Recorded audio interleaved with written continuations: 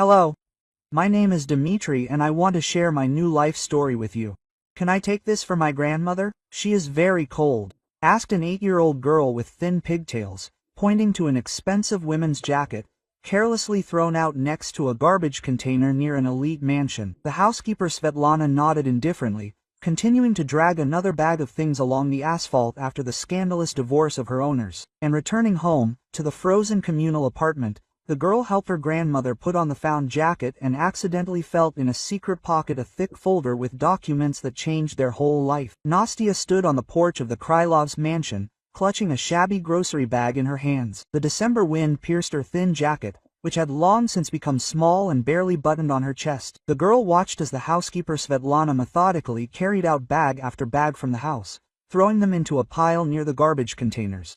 Svetlana was a middle-aged woman with a tired face and indifferent eyes. She had worked in the Krylovs' house for 5 years and had seen everything, but she did not recall such a scandal as the owners had caused 3 days ago. Broken dishes, torn photographs, screams until the morning. And now the oligarch's wife had left for London, leaving in order to throw out everything that reminded them of their life together. Among the discarded things, Nastya noticed a dark blue jacket with a fur hood. Even an inexperienced eye could see that the thing was expensive, clearly not one of those sold in ordinary stores. The jacket lay on top of the bag, as if it had been thrown at the last moment, without much concern for where it would fall. "Can I take this jacket for Grandma?" Nastya asked quietly when Svetlana came out with another batch of things. "She is very sick, and it is cold in our house, the radiators are barely warm." Svetlana looked at the girl with an indifferent glance and shrugged her shoulders. "Take what you want. It's all going to the trash anyway." The owner told her not to leave anything. She said she didn't want to see even a thread from her past life. Nastya carefully picked up the jacket, surprised by its lightness and the softness of the fabric. She had never held anything like it in her hands. At home, she and her grandmother Vera Ivanovna only had an old quilted jacket that she had been wearing since her time working at the hospital. "Thank you very much," the girl whispered, clutching the jacket to her chest. Svetlana was no longer listening as she dragged the next bag. Broken photo frames, shards of crystal glasses, and scraps of letters jingled in it. The entire history of the Krylov family was turning into trash that would be taken away by the city service tomorrow. Nastya hurried home to an old 2-story house on the outskirts of the city, where she and her grandmother occupied one room in a communal apartment. The entrance greeted her with the smell of dampness and cold, which seemed to penetrate even through the walls. The radiators in the house were working intermittently, and the residents had been complaining to the management company for months. Grandmother Vera Ivanovna was lying in bed, wrapped in all the blankets that were in the house. At 72, she looked fragile and tired, although her eyes still retained a lively mind. She had worked as a therapist in a city hospital for 30 years, but her pension was laughable, and her health was failing her more and more often. "Granny, look what I found," Nastya happily said, showing her jacket. "They let me take it for you. It's very warm, Bekia, and beautiful." Vera Ivanovna raised herself with difficulty, examining her granddaughter's find. Her experienced eye immediately assessed the quality of the material and workmanship. Quote, "Nastya, this is a very expensive thing. Are you sure it was okay to take it?" Nastya nodded, telling about her meeting with the housekeeper and the mountains of discarded things. Vera Ivanovna listened, shaking her head. She knew about the scandalous divorce of the Krylovs from the local news, but she had no idea that things had come to this. Quote, "Well, if they allowed it, then thank you to the kind people," the old woman sighed, allowing her granddaughter to help her put on her jacket. The jacket fit perfectly, as if it had been sewn especially for Vera Ivanovna. The soft lining was pleasantly warm, and the fur on the hood protected her neck from drafts. For the first time in many months, the grandmother felt real warmth. Nastya was helping to zip up the zipper when her fingers came across something hard near the inside pocket. At first she thought it was just a design feature, but upon closer inspection she discovered a hidden pocket, almost unnoticeable among the folds of the lining. Quote, "Granny, there's something here," the girl said in surprise, feeling for the thick folder. Vera Ivanovna carefully pulled out the contents of the pocket. It was a transparent file folder, stuffed with documents and certificates. On top lay a children's medical policy in the name of Artem Sergeyevich Krylov, 7 years old. Vera Ivanovna muttered strangely, examining the documents in the light of the desk lamp. "The Krylovs don't have children, everyone knows that."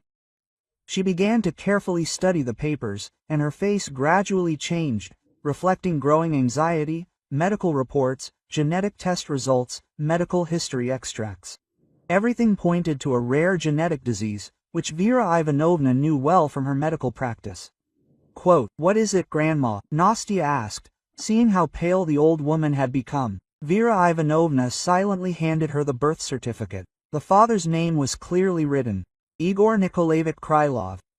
Mother Elena Sergeevna Morozova. Next to her was a death certificate for Elena Sergeevna, dated 3 months earlier. It turns out that this rich man has a son he doesn't even know, Vera Ivanovna said quietly, continuing to sort through the documents. Among the papers was a conclusion from German specialists with a translation into Russian. They recommended an urgent bone marrow transplant at a cost of $2 million.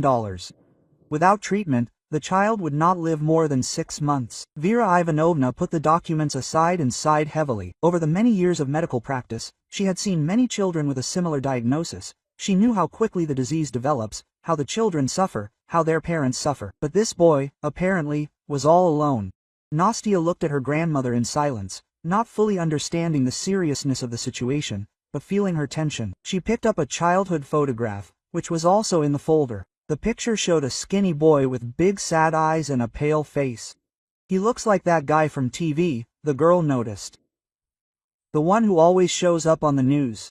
Vera Ivanovna nodded, looking at the photograph. The resemblance was indeed noticeable, especially in the cut of the eyes and the shape of the chin. She remembered the recent stories about the bankruptcy of Krylovo Enterprises, about his nervous breakdown right in the courtroom. Quote, "Where is this boy now?" Nastya asked, without taking her eyes off the photograph. The grandmother took the documents again, looking for an answer to this question. One of the certificates began with an address, City Orphanage No. 7. There was also a note about the child's admission after the death of the mother. Vera Ivanovna closed her eyes, imagining a 7-year-old boy dying in an orphanage from a disease that could be cured, while his father did not even suspect his existence. The conscience of a doctor and just a person did not allow her to stand aside.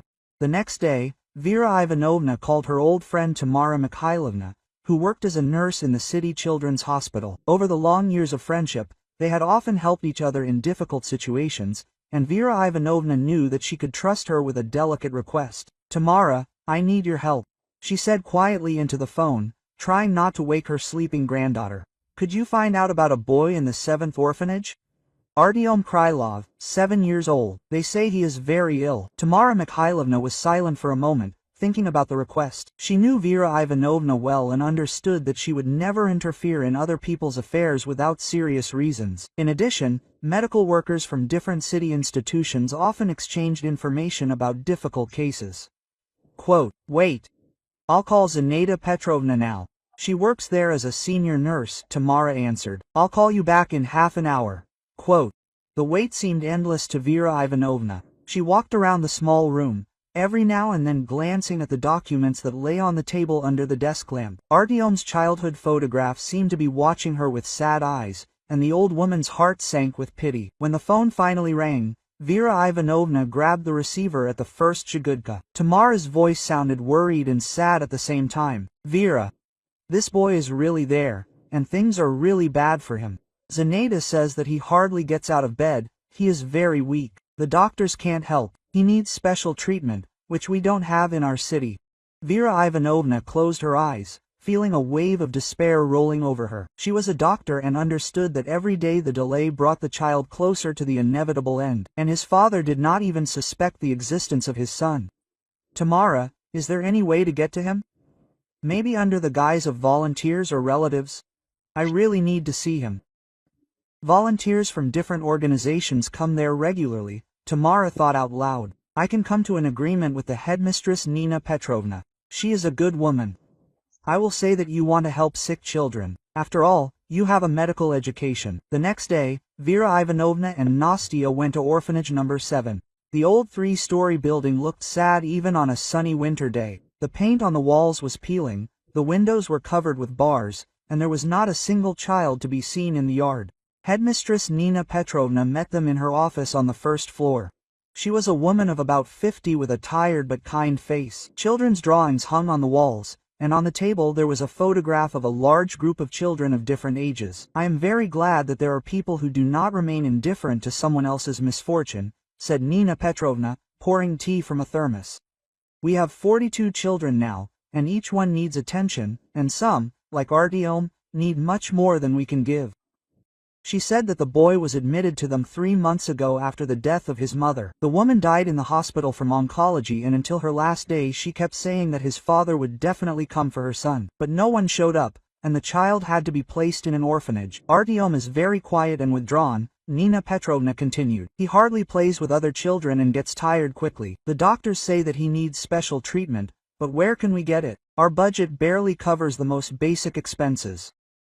Vera Ivanovna listened, feeling a lump growing in her throat. She imagined a 7-year-old boy slowly fading away in a government home, not understanding why the dad his mother promised never came for him. "Can we see him?" she asked cautiously. "I'm a doctor. Maybe I can help with something?"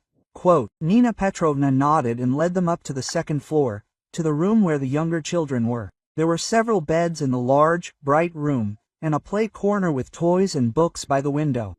Artyom was sitting on the edge of the bed, leafing through a children's picture book. He was very thin and pale, with large dark eyes that seemed too old for a child's face.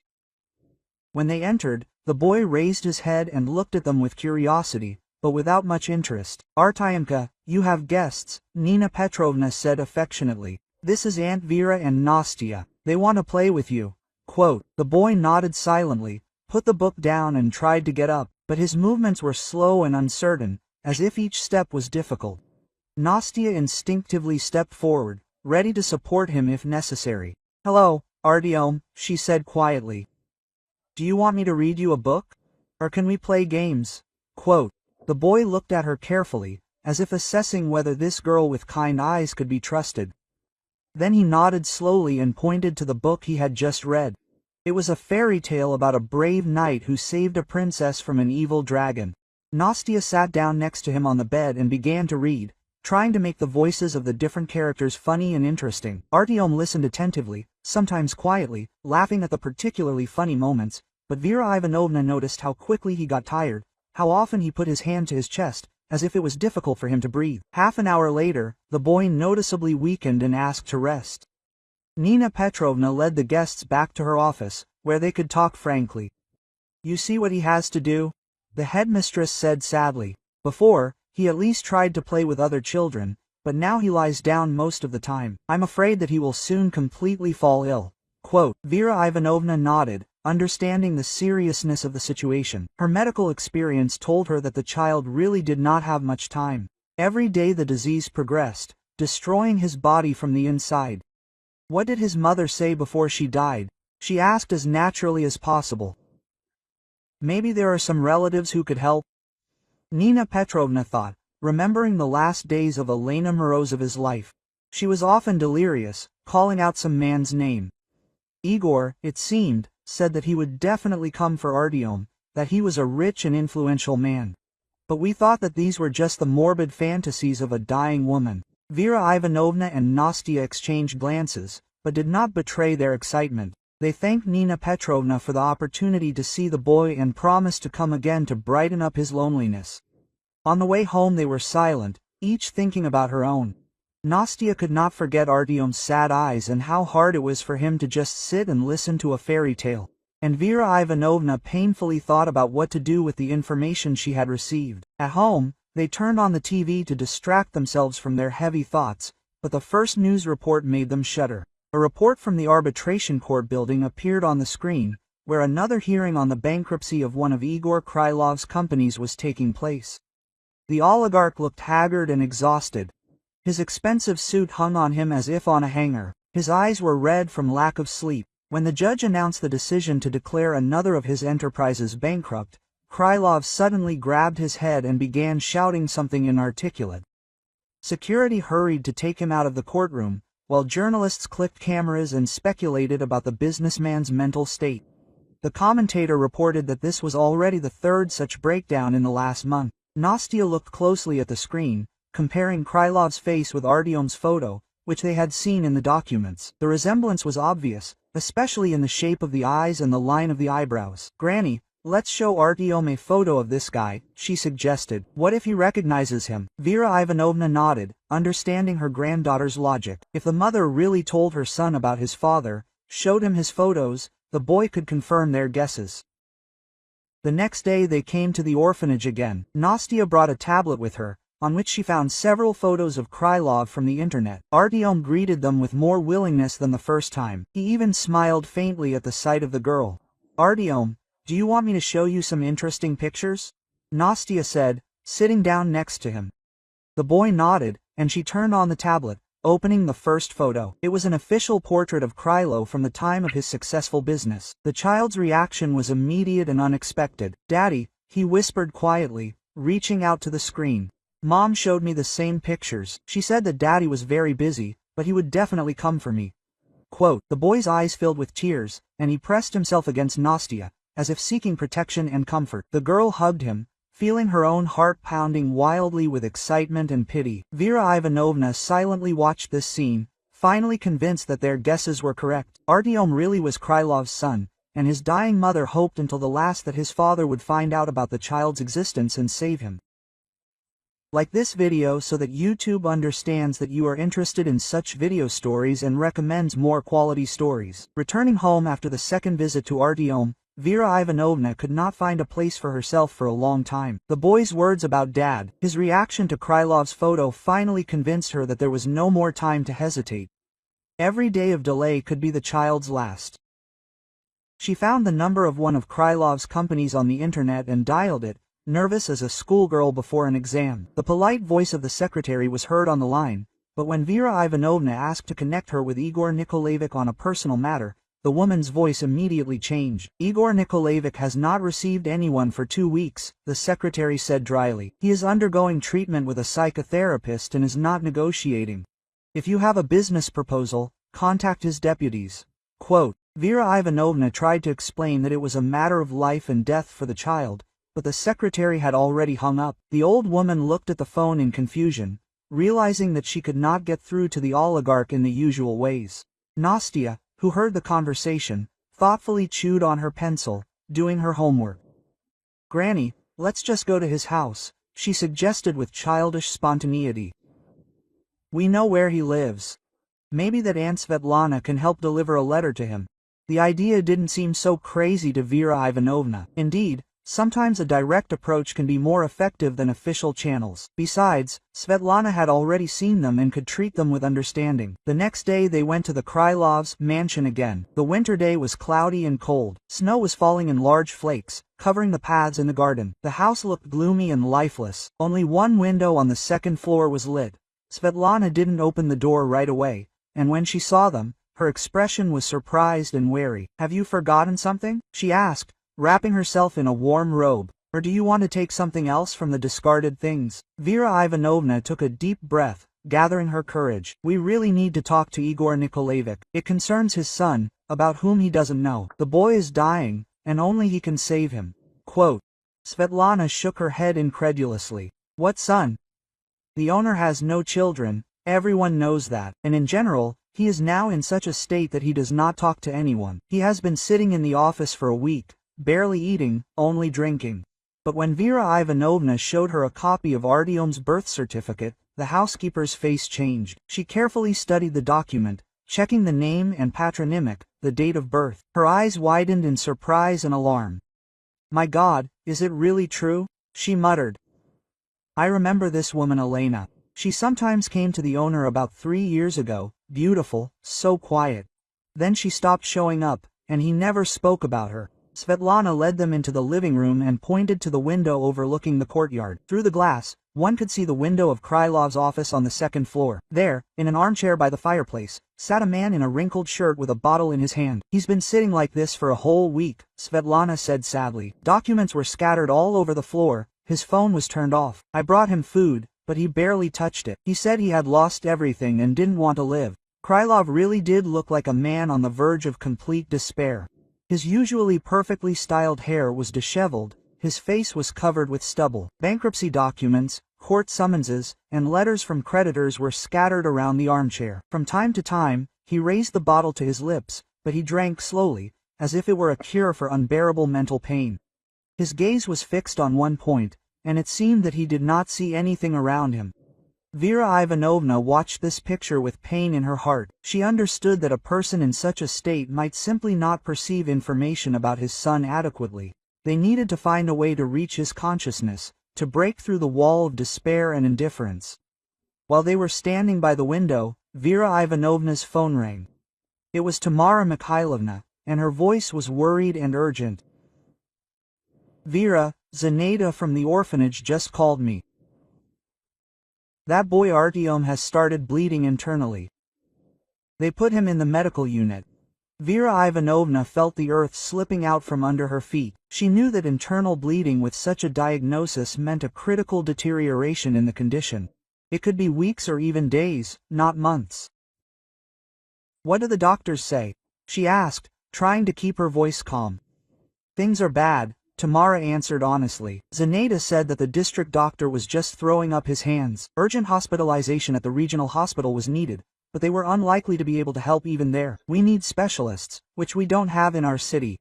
After hanging up, Vera Ivanovna looked at Krylov, who was still sitting in his chair, lost in drunken melancholy.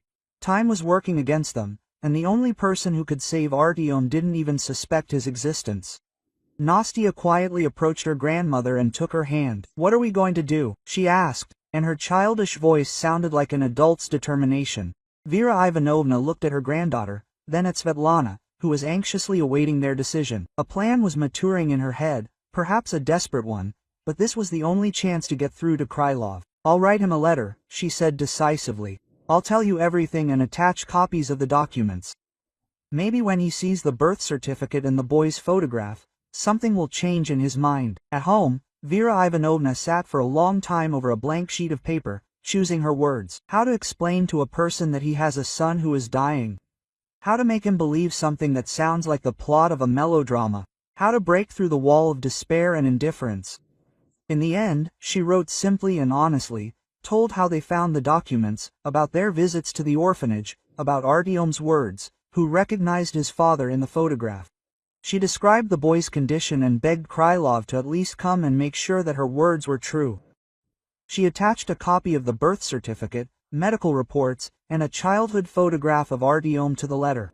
Nastya helped seal the envelope and write the address of the mansion on it. In the evening, they came to Krylov's house again. Nastya carefully approached the front door and shoved the envelope into the crack under the door, trying to push it as far as possible so that it would be noticeable. Now all that was left was to wait and hope that Krylov would find the letter and read it, that the words about his dying son would be able to pierce the armor of his depression and force him to act. But time passed, and in the orphanage Artyom's condition continued to worsen with each passing hour. For 3 days the letter lay on the floor in the hallway of the mansion, lost among advertising leaflets and utility bills. Krylov did not leave his office, and Svetlana, busy cleaning the empty rooms, did not pay attention to the mail. Only when she decided to tidy up the hall, the envelope fell into her hands.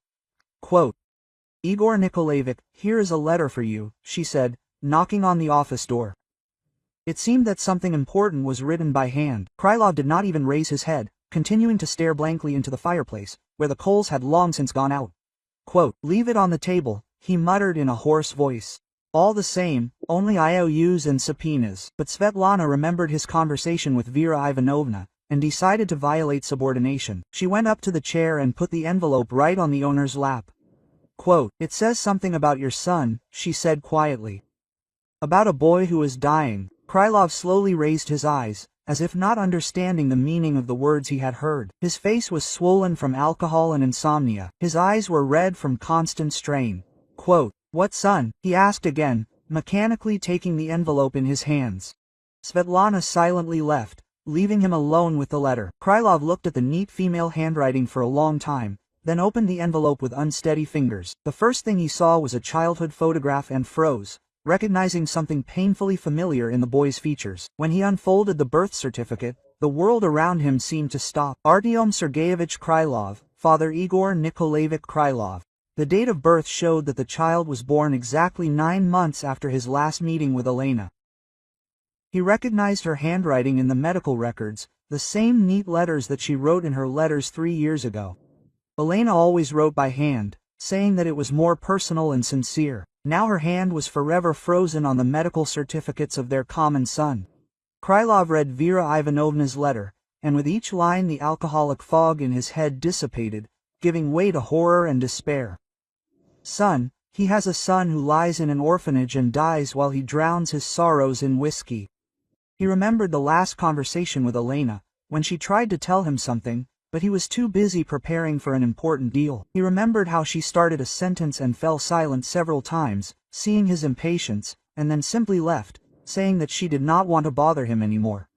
Quote, "God, what have I done?" he whispered, pressing the photograph of his son to his chest. "She wanted to tell me about the pregnancy, but I didn't even let her speak, and now she's dead." And our boy Krylov jumped up from his chair so abruptly that he knocked over the bottle of whiskey on the carpet, but he no longer paid attention to the spilled alcohol, feverishly searching for the car keys among the scattered documents. His hands were shaking so much that he could barely button his shirt. Svetlana, hearing the noise, looked into the office and saw a completely transformed owner. Instead of a weak-willed drunkard, a man seized by desperate determination stood before her.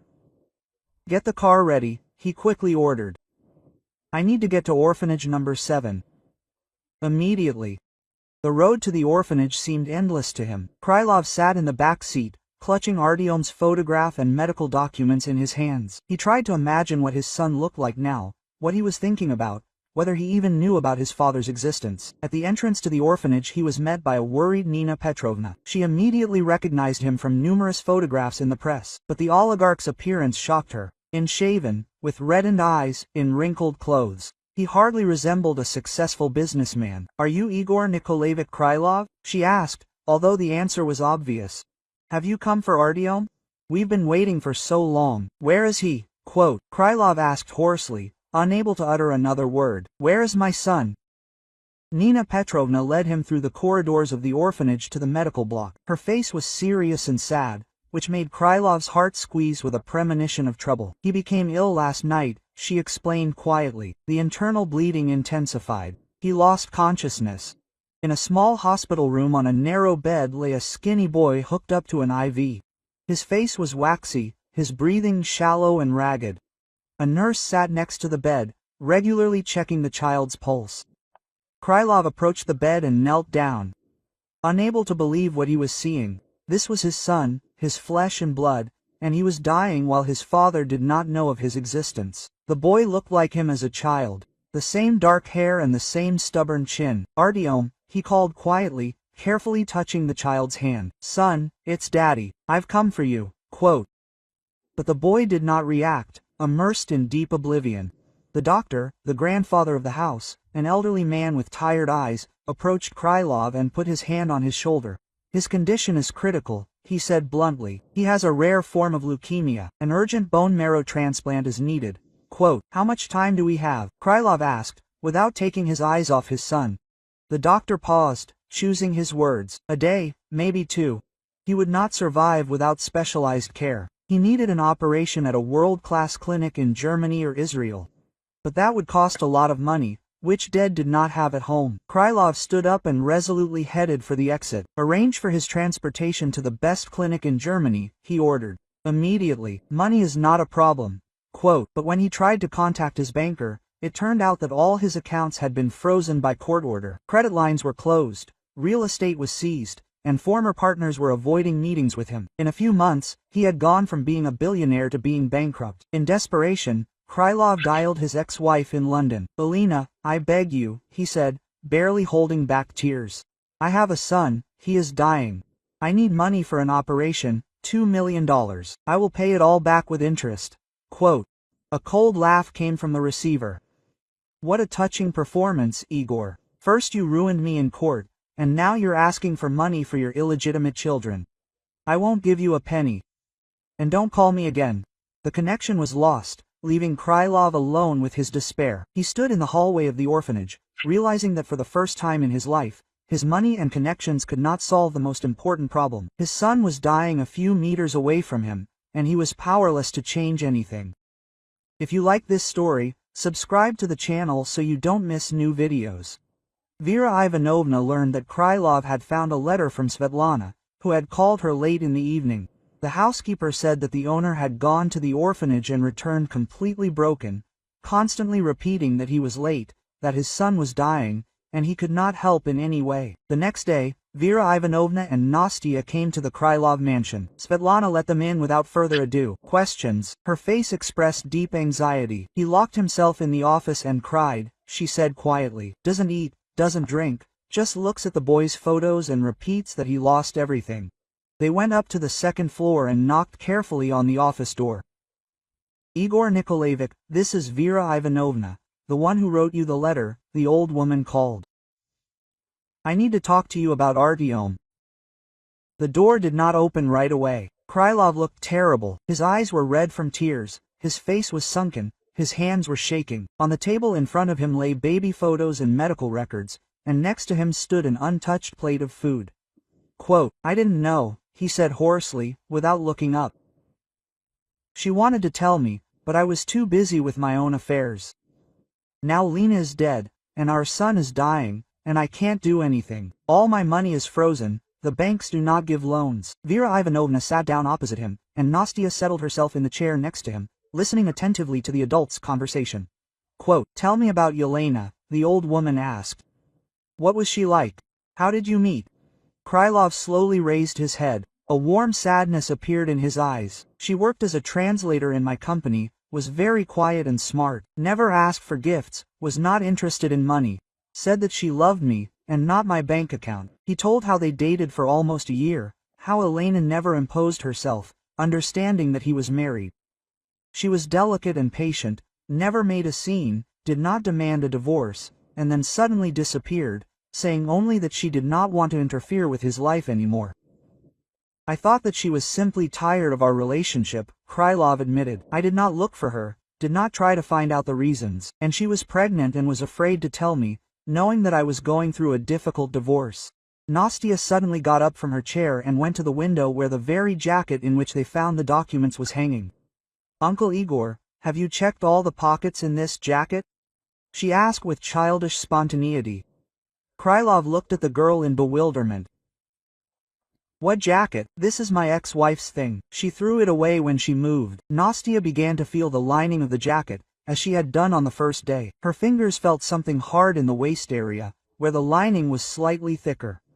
Quote, Granny, there's something else here, she said excitedly. Vera Ivanovna came up and helped her granddaughter carefully rip the seam. Inside the lining, in a specially made hiding place, were jewelry, diamond earrings, a massive bracelet, and a ring with a large stone. Everything was wrapped in soft fabric and carefully sewn up. Krylov took the jewelry in his hands, recognizing the gifts he gave his wife for various anniversaries. She always said that she didn't like jewelry, wore it only at official events, but it turns out she hid it in her clothes, probably afraid that I would take it away during the divorce. Vera Ivanovna carefully examined the stones, assessing their quality with her unprofessional, but experienced eye. These are very expensive things, she said. Maybe they will be enough for Artyom's treatment. Krylov immediately called a jeweler he knew, who agreed to come for an assessment. Despite the late hour, the elderly man, with a magnifying glass in his eye, studied each piece of jewelry for a long time, checking the samples and quality of the cut of the stones. Very good things, he delivered his verdict. The earrings cost about $100,000. The bracelet is $150,000, the ring $50,000. In total, it comes to $300,000, maybe a little more if you find a suitable buyer. Krylov felt how Nadezhda was beginning to revive in his chest, but then he realized that this money was not enough. The operation needed $2 million, and they only had $300,000. There was practically no time left to look for the rest of the amount. He began feverishly calling his former business partners, begging them to lend him money at any interest rate. But they all refused, citing their own problems or unwillingness to get involved with a bankrupt under investigation. Victor, we worked together for 20 years, he said into the phone to one of his former partners. You know that I always repaid my debts. This is a matter of my son's life and death. But in response he heard only excuses and promises to think about it, which meant a polite refusal. The business world quickly forgot past merits when it came to money and reputation. Nastya silently watched Krylov's desperate attempts to find money, seeing how with each unsuccessful call he sank deeper into despair. And at the orphanage at this time, Artyom was fighting for his life and every hour could be his last. Suddenly Svetlana entered the room with a cup of tea and a stack of documents in her hands. Igor Nikolaevich, I was sorting through the papers that your ex-wife sent for the insurance company, she said uncertainly. There's a list of all the things thrown out for compensation for damage. Krylov mechanically took the documents, not particularly interested in their contents, but Vera Ivanovna asked to show her the list, and her eyes widened in surprise when she read to the end. Quote, Igor Nikolaevich, look here, she said excitedly, showing a line on the list. It listed jewelry worth $2.5 million as lost during the move. Krylov reread the line several times, not believing his eyes. Alina told the insurance company that she had lost the jewelry and received compensation for it, but she hid it in her jacket, which she then threw away, apparently forgetting about the hiding place. Quote, this is fraud, Vera Ivanovna said quietly. She had received insurance for jewelry that she had not actually lost, and now we have evidence of her deception.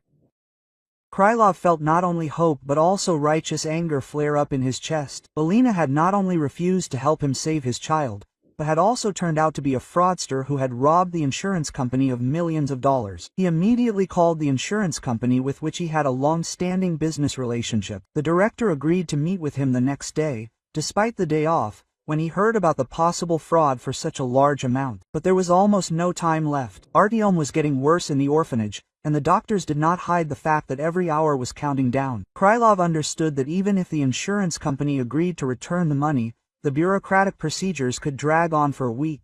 I recommend listening to these two stories that you see on the screen. I am sure that you will like them, and in the comments to this video you will find a link to a selection of the best stories from all over the internet. Thanks for watching. The next morning, Vera Ivanovna, Nastya and Krylov went to the insurance company's office. In their hands they had a box of jewelry, documents about the paid insurance and Svetlana's testimony about how things were thrown away after the divorce. Krylov looked exhausted after a sleepless night, but his eyes shone with the determination of a man who is fighting for the life of his child. The director of the insurance company, Mikhail Petrovich Sokolov, received them in his office on the 20th floor of the business center. He was a middle-aged man with penetrating eyes and sunken temples, who in 20 years of work in the insurance business had seen all sorts of fraudulent schemes. Igor Nikolaevich, I remember our cooperation in the best times, he said, shaking Krylov's hand. What brought you to me in such a situation? On the phone, you talked about jewelry fraud. Quote. Krylov took diamond earrings out of the box and put them on the table. My ex-wife reported these pieces of jewelry as lost during a move and received $2.5 million in insurance for them. But, as you can see, they never disappeared. Sokolov carefully examined the jewelry through a magnifying glass, comparing them with photographs from the insurance file. The serial numbers on the stones matched, and the cut and characteristic inclusions left no doubt about their authenticity. His face became more and more serious as he studied the documents. These are indeed the very same jewelry, he stated. And here's a certificate from the jeweler about their loss during transportation. It turns out that your ex-wife deliberately deceived our company, receiving a payment for the allegedly lost property. Vera Ivanovna told the whole story from the very beginning. How did Nastya find the jacket near the dumpster? How were Artyom's medical documents discovered? How did it turn out that the jewelry was hidden in the lining of discarded clothes? It turns out that your ex-wife hid the jewelry in her clothes, then threw the clothes away, reporting the loss of the jewelry to the insurance company, the old woman explained, and then received full compensation for them, essentially stealing. Sokolov nodded, making notes in his notebook. This is classic insurance fraud. We will immediately file a complaint with law enforcement agencies and initiate the procedure for returning the illegally obtained funds, but I must warn you, the process may drag on for months. Krylov felt the ground slipping from under his feet. Mikhail Petrovich, my son, is dying in an orphanage. He has a rare form of leukemia. An urgent operation is needed in Germany. The countdown is in days, not months. The director of the insurance company thought about drumming his fingers on the table. Over the years, he learned to distinguish real despair from attempts to play on pity. In the case of Krylov, there was no doubt. In front of him sat a father, ready to do anything to save his child. There is one option, he said slowly. We can pay you compensation immediately, as the injured party of the fraud. But for this we need an official statement to the police and your consent to testify against your ex-wife. Krylov did not hesitate for a second. I agree to any conditions. File a statement, call the investigators. I am ready to give any testimony against Alina. Sokolov called his lawyer and asked him to urgently prepare the documents. An hour later, the economic police arrived at the office and filed a statement of fraud on an especially large scale. Krylov gave a detailed account of the circumstances of the divorce, about throwing things away, about how the hidden jewelry was found. Nastya and Vera Ivanovna also testified as witnesses, telling how they found the jacket and discovered a cache of jewelry in it. Their story sounded so natural and convincing that the investigators had no doubts about the veracity of their words. We will immediately send a request to Interpol to detain your ex-wife in London, the senior investigator said. In the meantime, let's draw up all the documents to return the illegally obtained funds. While the lawyers were preparing the papers, Krylov's phone rang. It was Nina Petrovna from the orphanage, and her voice was shaking with excitement. Igor Nikolaevich, come immediately. Artyom's heart stopped, but the doctors managed to resuscitate him. He is in critical condition. Krylov turned pale, clutching the phone in his hand. How much time do we have? He asked, trying to keep his voice calm. The doctor says a few hours, a day at most, the head of the clinic answered. We need to urgently take him to a specialized clinic, otherwise we will lose him. Sokolov, who heard the conversation, quickly went to the safe and took out a stack of documents. We have an emergency procedure for special cases, he said.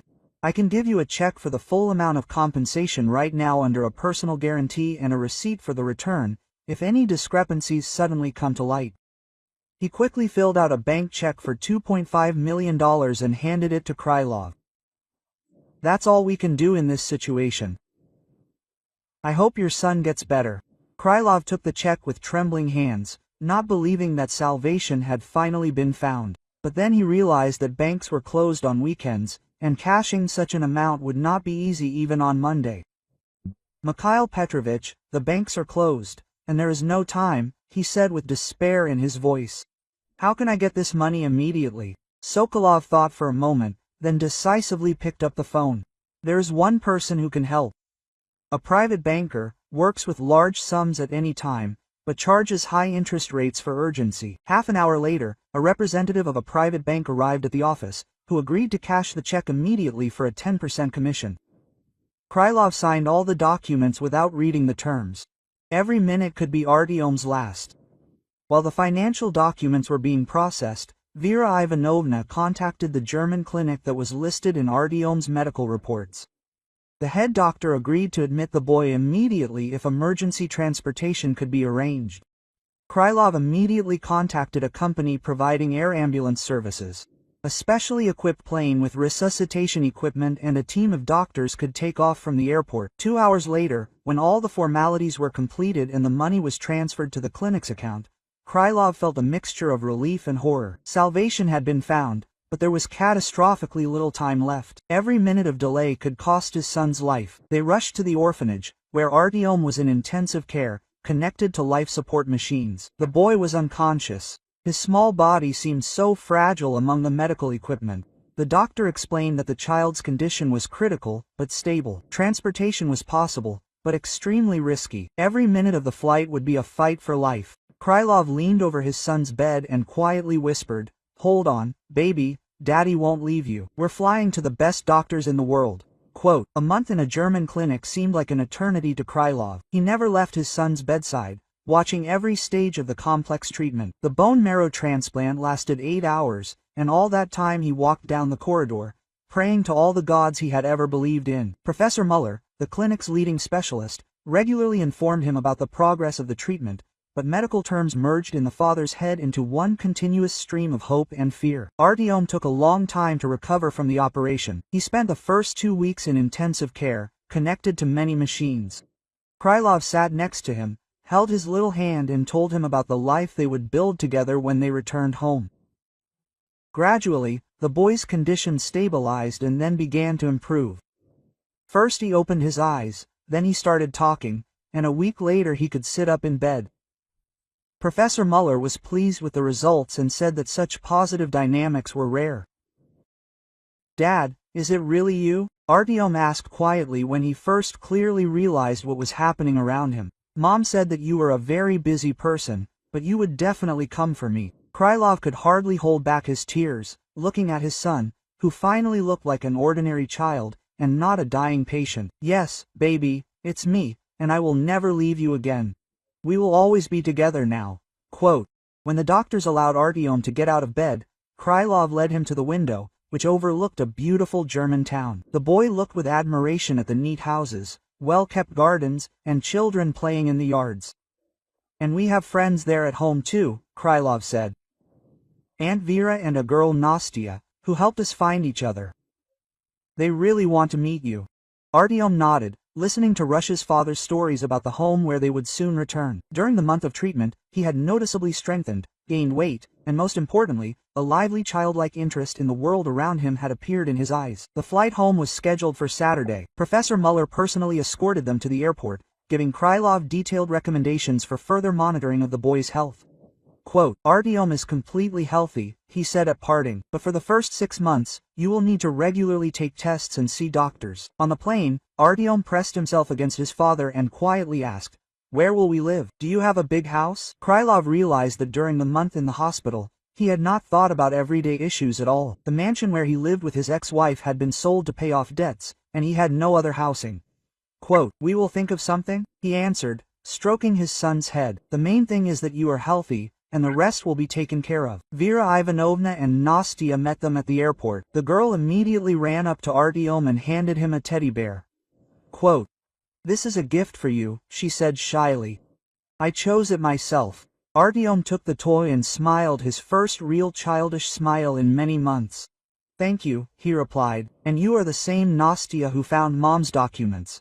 Quote, Nastya nodded, and the children immediately found a common language, starting to chat animatedly about all sorts of things. Vera Ivanovna looked at them with affection, and Krylov felt how the ice that had formed there over months of depression and despair was finally thawing in his heart. While they were driving from the airport, Vera Ivanovna told him about the latest news. Elena was arrested in London a week after their departure.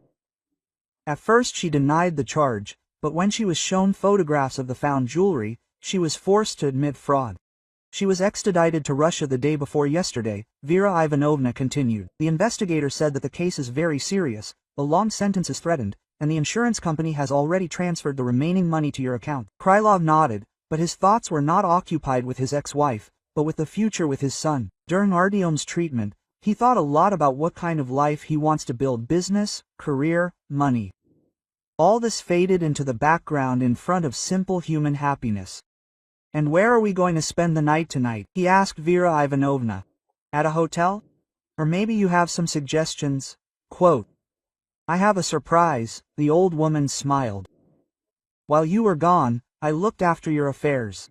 I found a wonderful house in a good area, not far from the school and kindergarten. The owner agreed to sell it at a reasonable price."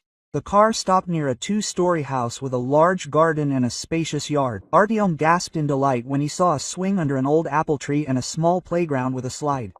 Quote, "Is this our house?" he asked, not believing his eyes. "If you like it, then yes," Krylov answered, hugging his son.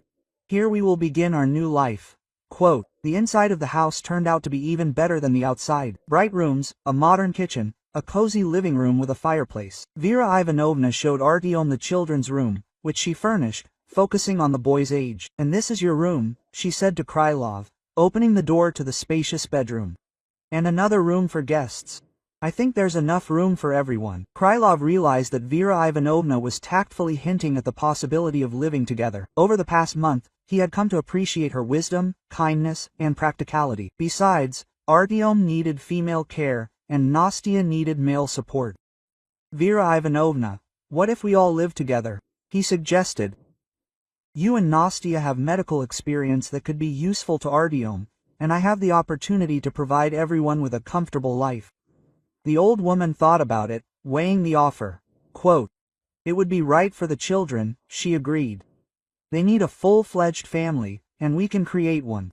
In the evening, when the children fell asleep in their new rooms, Krylov and Vera Ivanovna sat in the living room by the fireplace, discussing plans for the future. He said that he was going to do charity work, helping sick children receive expensive medical treatment. "You know, over this month I realized that real wealth is not in money," he said thoughtfully. "And that you have people whom you love and who love you." Vera Ivanovna nodded, adjusting the blanket on her knees. And I realized that sometimes a chance find can change the lives of many people. If Nastia had not asked permission to take that jacket, they would have been silent, thinking about the strange chain of coincidences that had brought them all to this moment. The jacket thrown away in anger, the curiosity of an 8-year-old girl, the conscience of an old doctor and the despair of a father, all came together in an amazing story of salvation. Quiet laughter came from the nursery. Nastia and Artyom were whispering about something before going to bed. Krylov smiled, listening to these sounds of a new, real life. Quote, "Thank you," he quietly said to Vera Ivanovna, "for not passing by, for risking interfering in someone else's life. You saved my son." "We all saved each other," the old woman answered wisely. "And now we have a chance to become a real family."